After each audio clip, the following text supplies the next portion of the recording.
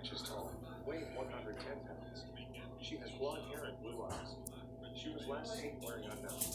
The first child abduction victim is identified by police as Hazel Brimble. She is 12 years old and was wearing unknown. She has blonde hair and brown eyes. She is 4 feet, 11 inches tall and weighs about 80 pounds. The second child abduction victim is identified by police as Berlin Brimble. She is 11 years old and was wearing unknown. So She they're has all brown hair the and same brown eyes. family.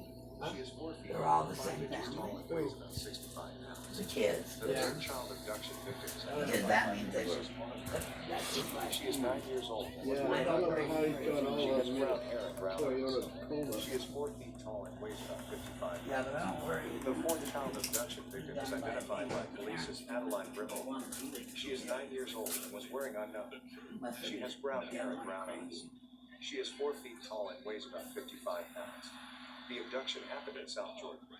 The suspect was driving a white 2019 Toyota Tacoma with license plate